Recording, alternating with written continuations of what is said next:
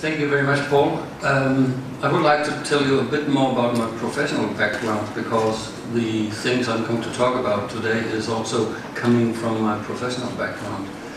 As Paul mentioned, I work at the Aarhus University, and I want to stress, and this is of absolutely no interest for you, but very important for me, the Department of Education in Copenhagen.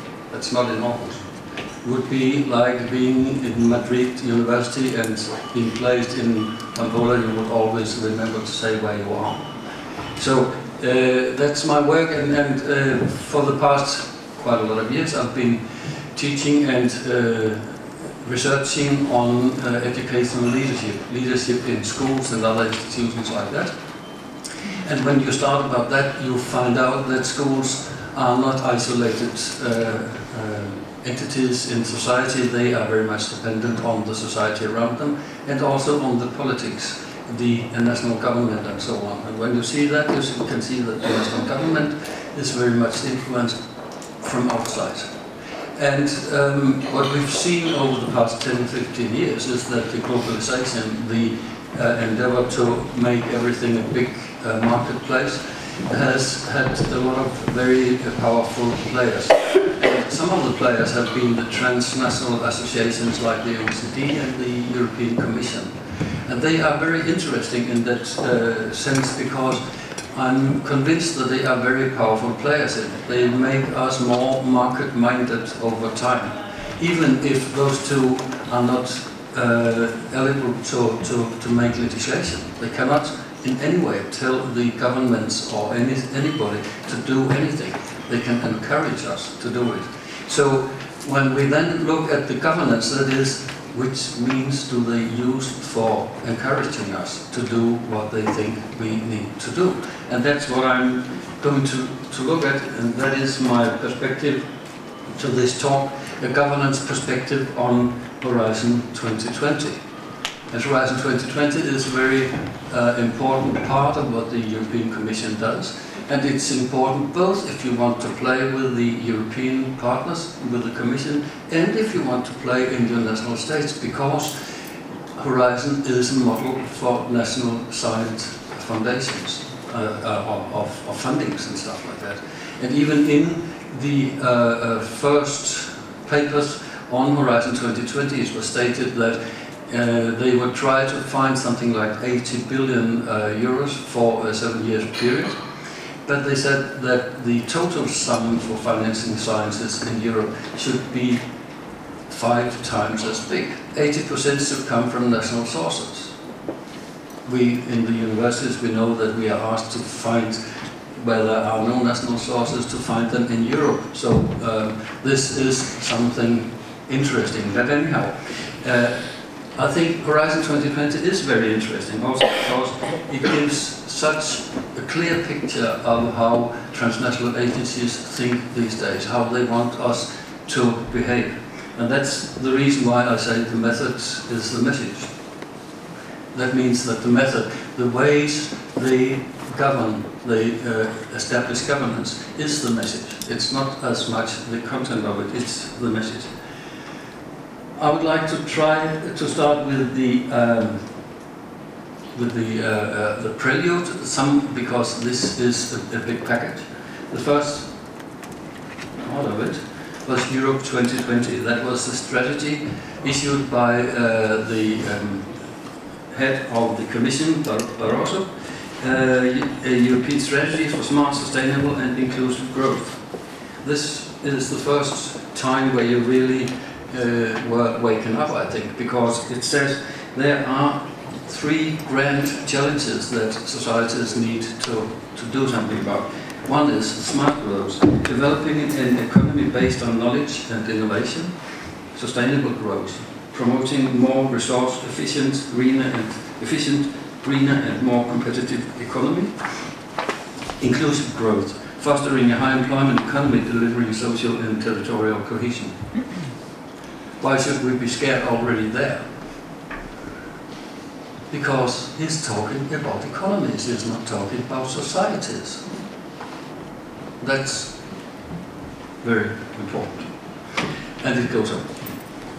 In the Europe 2020, there are some indicators and flagships, some flagships. That means that they had pointed out some areas where some of the commissioners should do their stuff, and it was actually a task for the commissioners to do. They were told to do that. And the Commission for Research, Innovation and Science, Mayor Joachim Quinn.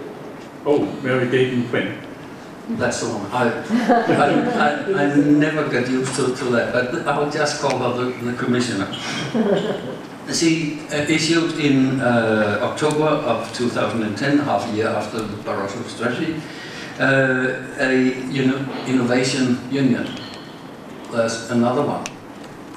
It was not scientific union, it was not research union, it was innovation union. A few months later, on February 11th, there came a green paper, From Challenges to Opportunities, inviting for a hearing, a consultation towards a common strategic framework for EU research and innovation funding. It came on 11th of February 2011. It was a very short paper, only 30 to 40 pages. It was so short that there was no room for social sciences and humanities at all. So quite a lot of us were really awake at that time, and we started to make the petition. It was a few months later, wasn't it? Going together. Some had started in the until 2010, starting EASSH. I don't remember what we called it at that point. But we started to say we must do something to make known that there is something like social sciences and humanities. Shortly after February, I think it was in August of 2012, there was the first Horizon 2020. That was the description of the frame program. There used to be framework program number 1, 2, 3, 4, 7, and now this number 8 was called Horizon 2020, of course. We saw it, and again we said it's not good enough, because we had to do something about it. I'll just have to show you this one, and I can come back. First of all, the Horizon 2020 says that there will be 3 pillars of it. There was excellent science, industrial leadership, and society challenges. So now society has entered the scene. Those 3 should be almost equal big. And the societal challenges was one on health, demographic change and well-being. There's the second one on bioeconomy, bio-based industries, smart green and integral transport, climate action, and then due to our, that's what we say, work, there came a 6th one, Europe in a changing world, inclusive, innovative and reflective societies. And then number 7, secure societies. And actually we saw that in December of 12, and later on this was coming in summer of 13, I think, and we celebrated it. I have to go a bit back again by saying that in the we had a big conference in Tallinn and issued the Tallinn statement on humanities and social sciences, and it was very good paper saying that we are so indispensable in the development of the societies and so on. And everybody, the commissioner was there on a video link, the Secretary General was there, everybody was there, and everybody agreed that this is very, very good. Little did we know that the Minister for Science from Estonia, who was to take this statement, he went out into the lobby and gave an interview to local press and saying it will have absolutely no effect. And little did we know that maybe at the same time, very close to that, the Secretary General went back to his commission and said, well, there is on the paper 1.3 million to this social challenge. We'll spend 600 of them on other issues. So there was only half or 350,000 millions left for social sciences and humanities. And little did we know that all of the other social sciences had their own offices, their own commissions there with units and stuff like that. And social sciences and humanities had been put into a small unit with very few people and nothing much to do there. It was, again, a sign that we can agree on a lot of things, but when we do things, things may look different. So after that, we protested, of course, not much. But then in January of 2014, there came the work program. That is taking from Horizon 2020 and saying now we have to make the paper that people can make the applications on the background of this one. So that was the work program there. And I will present it by quoting quite a lot of the speech that Mrs. Gertin Quinn held in Berlin on January 1st, 2014, introducing the work program. And you can, sorry, what we have there. You can find it on the net there. She said, I would say that Horizon 2020 is designed to deliver the results that will make a difference to people's life. I think that this paradigm shift, the bold ones are mine, that's not what she said, is most clearly demonstrated in two aspects, simplification and coherence in Horizon 2020. And simplification is that applying for funding should be easier.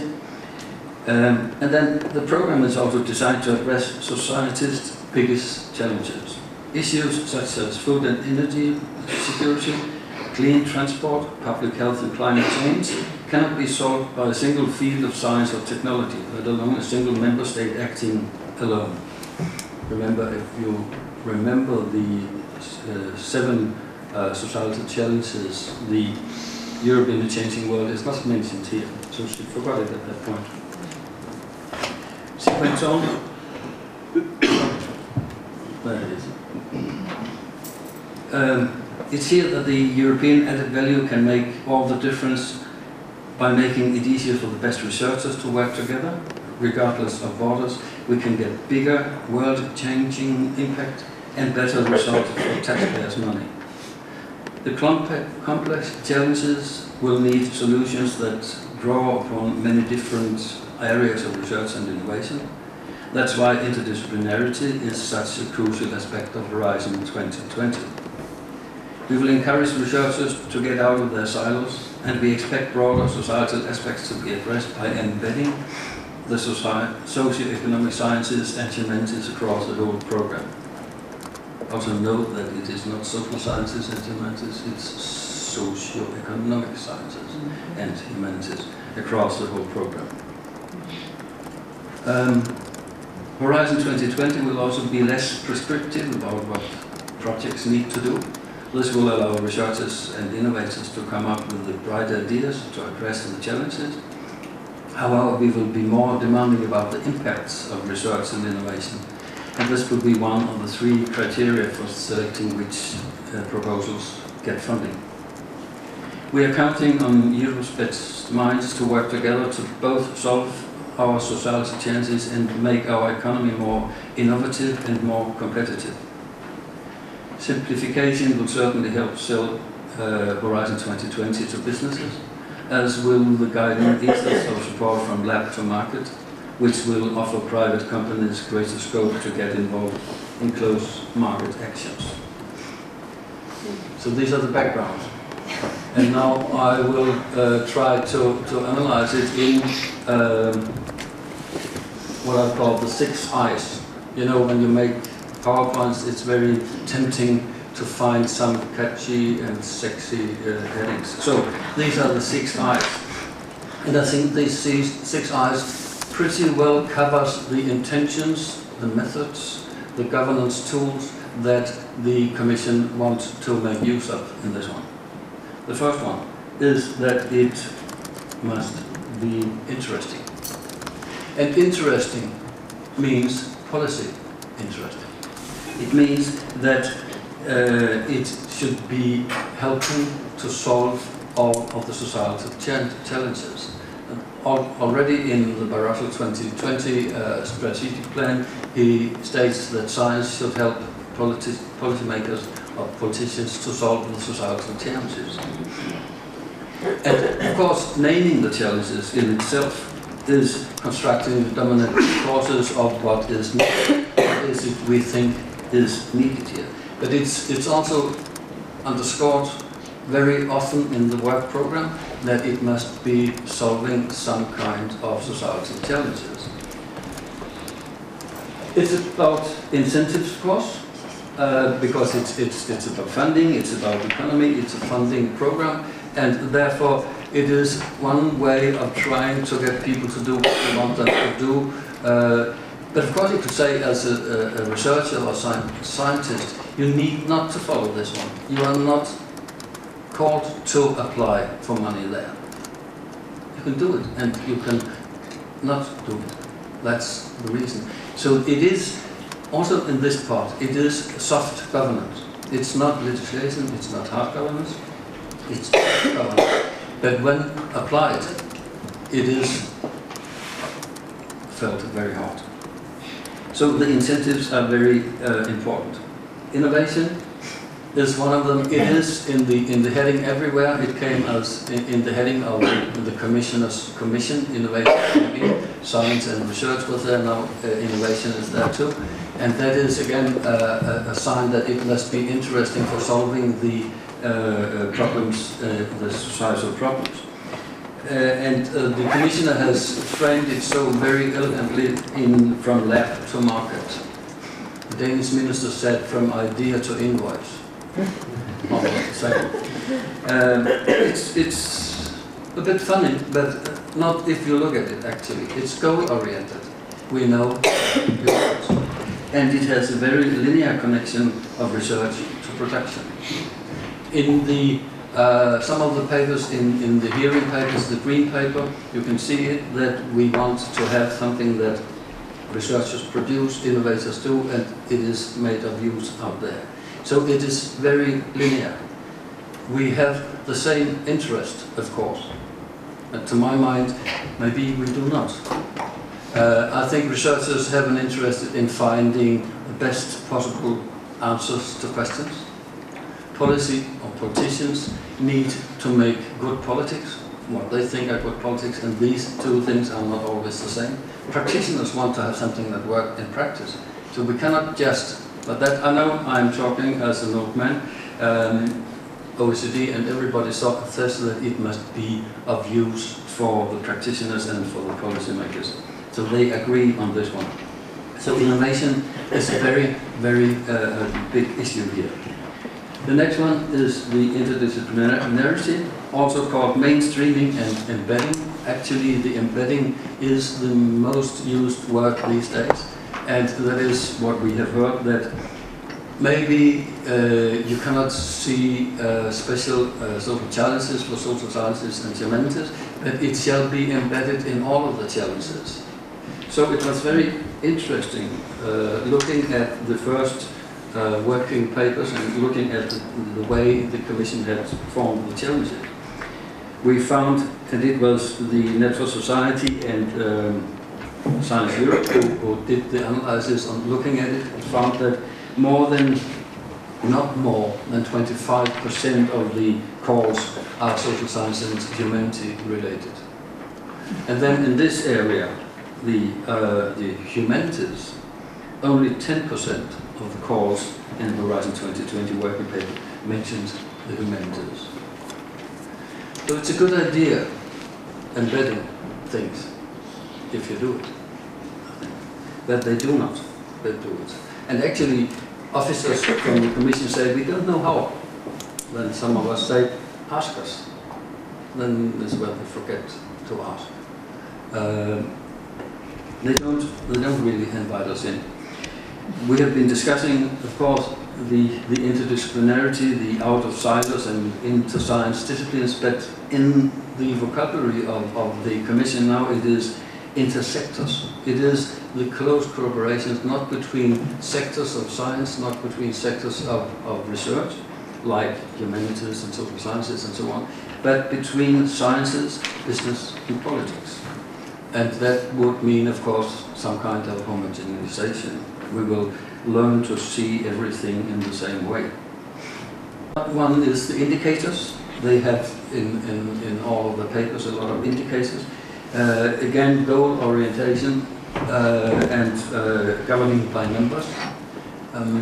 85% of all of the youth should attend this kind of education. So if you reach these 85%, doesn't matter how you reach it, you just have to reach it. It is governing by numbers. This is, I think, one of these, coming from education, one of the very dangerous traits we see these days. We see it not only from the Commission, we see it from OECD. Like PISA is really governing by numbers. Every now and then, being an educationalist, I meet colleagues who say that this educational tool, the PISA comparisons, I say it's not an educational tool. No educationalist can learn anything from it, but policymakers can learn from it. It's a governance tool, and let them have it there, but we are pretty good, and I see that now I can say from the European Educational Research Association, I was the president there until September. We have quite a lot of colleagues who also believe in governing by numbers. I couldn't say it last year, but now I say it, and I think it is contrary to good educational thinking. It forgets what it's all about. It doesn't pose the question, what is the learning for? It doesn't pose the question that we in continental Europe calls the Bildung. It's not transferable to English. They don't have it in English, but English is such a small language, isn't it? They have democracy, but then they had Tony Blair. So the indicators and governing by numbers is very important in the way they govern, and it's also a tool for comparisons and competition, and those are the market logics. I think it's very much getting us to see our sciences into the market logics. We must see it as part of the logic there. And then the new one that is very important in this work program, the impact field there. So it is about best practice, it's about instrumentalism, top-down management and stuff like that. If you look at the work packages now, there are 3 areas you should cover in your applications. And one of them, and the most detailed one, is the impact. So you apply for finding out something, and without finding out about it, you say it will have this impact. Okay. I cannot understand it, but then I'm maybe too stupid. So I think these are very, very clear indications that Horizon 2020 is a governance tool. And it's not unique, it is of course a neoliberal new public management tool.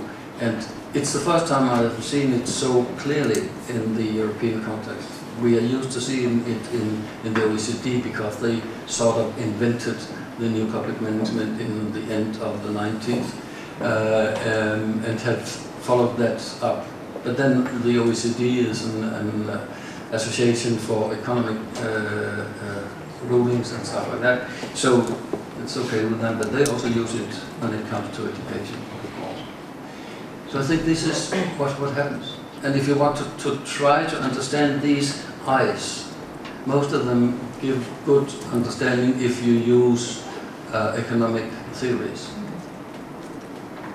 But that is maybe a bit of a problem, that we must find the social sciences and humanities within and only within the political or economical theories.